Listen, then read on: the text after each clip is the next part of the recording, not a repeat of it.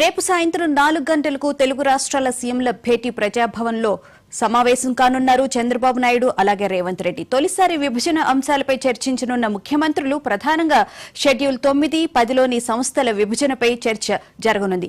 విద్యుత్ బకాయిలపై చర్చించనున్న చంద్రబాబు, రేవంత్ 9వ షెడ్యూల్లో పెండింగ్లో ఉన్న 23 సంస్థల పంపిణీ, 10వ షెడ్యూల్లో పెండింగ్లో ఉన్న 30 సంస్థల పంపిణీకి సంబంధించి కూడా ఈ భేటీలో ప్రధానంగా చర్చించే అవకాశం కనిపిస్తోంది.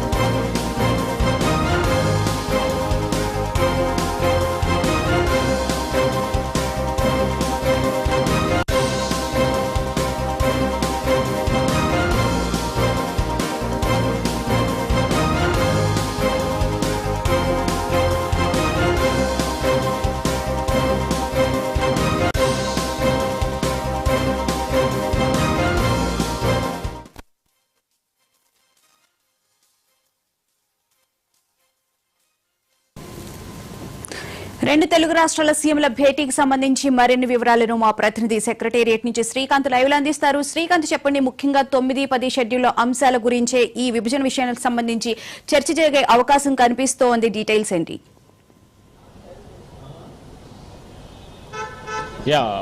రేపు సాయంత్రం 4 గంటలకు ఇరు రాష్ట్రాలకు సంబంధించినటువంటి సీఎంలు భేటీ కాబోతున్నారు. ప్రజాభవన్ వేదికగా ఈ సమావేశం ఉండబోతుంది. ముఖ్యంగా 9th, 10th షెడ్యూల్కి సంబంధించిన అంశాలు ప్రధానంగా చర్చకు వచ్చే అవకాశం కనిపిస్తుంది. ఎందుకంటే ఇప్పటివరకే విభజన జరిగి దాదాపు 10 ఏళ్ళు పూర్తిగా వస్తుంది. ఈ విభజన తర్వాత జరిగిన ఏవైతే సమస్యలు ఉన్నాయో విభజన చట్టంలో పొందుపరిచినటువంటి ఇష్యూస్ కావచ్చు, ఇవన్నీ అపరిష్కృతంగానే ఉన్నాయి, ఇప్పటివరకు పరిష్కారం కాలేదు.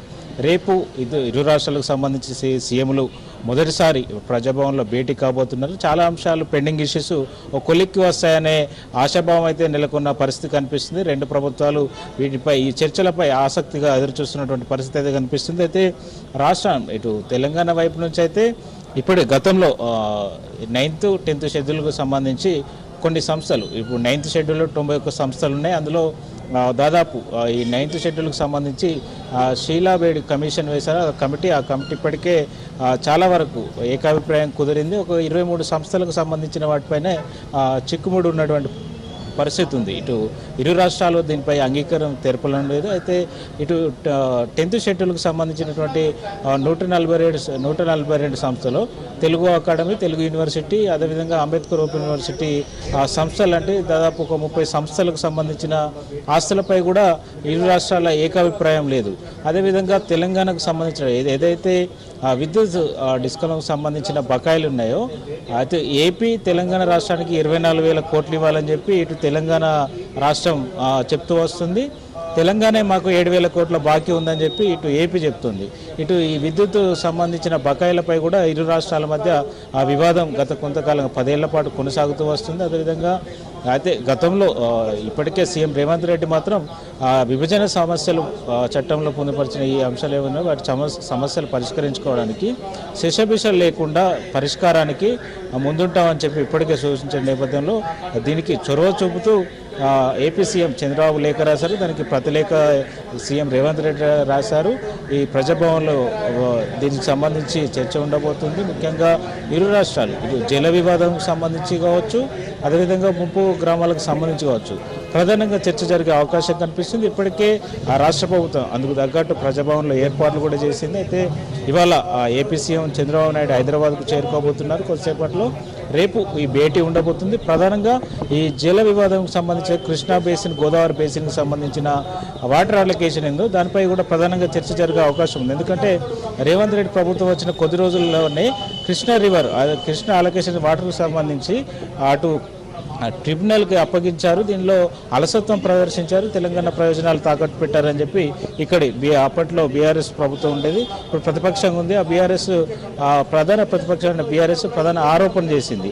అయితే గతంలోనే అలొకేషన్ జరిగింది, గతంలోనే ఆ ఉదాసీనత వ్యవహరించారు కృష్ణా జిల్లాలో అనేది జరిగింది. అయితే దీనిపై పట్టుబట్టే అవకాశం కనిపిస్తుంది. ఎందుకంటే 58-42 రేషియో ఏదైతే ఉందో దాని ప్రకారం జరగాలని చెప్పి ఏపీ ప్రతిసారి పట్టుబడుతూ వస్తుంది. కానీ ఆ నీళ్లు నిధులు నియామకాలు అనే ట్యాగ్లైన్తోనే తెలంగాణ రాష్ట్రం ఏర్పడింది. కాబట్టి నీళ్ల విషయానికి వస్తే ఖచ్చితంగా మేము వెనక్కి తగ్గేది, ఖచ్చితంగా మా రాష్ట్ర ప్రయోజనాల కోసం ముందు వరుసలో ఉంటామని చెప్పి ఇటు రేవంత్ రెడ్డి సర్కార్ కూడా చెప్తుంది. అయితే వాటర్ ఎలొకేషన్ పైనే ప్రధానంగా చర్చ జరిగే అవకాశం కూడా కనిపిస్తుంది. అదేవిధంగా ఇటు ఉమ్మడి రాష్ట్రం ఉండగా ఇప్పుడు గతంలో ఏదైతే బైఫర్కేషన్ యాక్ట్లో పేర్కొన్నట్టుగా లేని సమస్యలు ఏవైతే ఉన్నాయో, ముఖ్యంగా ముంపు గ్రామాలు, ఇటు పోలవరం బ్యాక్వాటర్కు సంబంధించినటువంటి కొన్ని గ్రామాలు, భద్రాచలం వద్ద ఉన్నటువంటి 5 గ్రామాలకు సంబంధించి భౌగోళికంగా కూడా ఇటు తెలంగాణ ప్రాంతానికి దగ్గరగా ఉన్నాయి.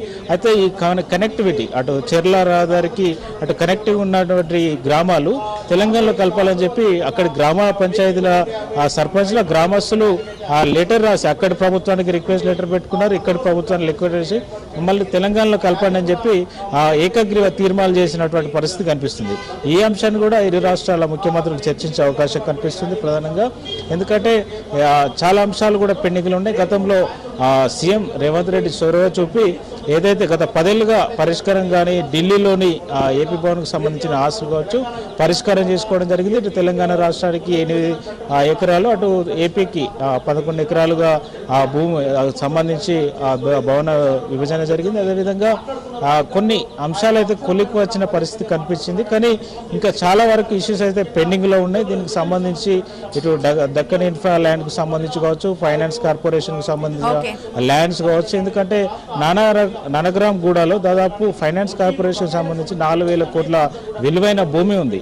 అయితే ఉమ్మడి ఏదైతే ఏపీ రీఆర్గనైజేషన్ యాక్ట్ ఉందో అందులో ఆస్తులు ఇవేవుతున్నాయి, విభజన చేసుకోవచ్చు కానీ నిధులు చేసుకోవచ్చు కానీ బిల్డింగ్స్ భూములు బదలాయింపు లేదు అనేది పేర్కొన్నట్టు తెలంగాణ వాదిస్తూ వస్తుంది. అయితే రేపటి ఇద్దరు సీఎంల సమావేశంలో చాలా అంశాలు చర్చకు వచ్చే అవకాశం ఉంది, ఒక క్లారిటీ వచ్చే అవకాశం వస్తే కనిపిస్తుంది. Okay, thank you Srikanth.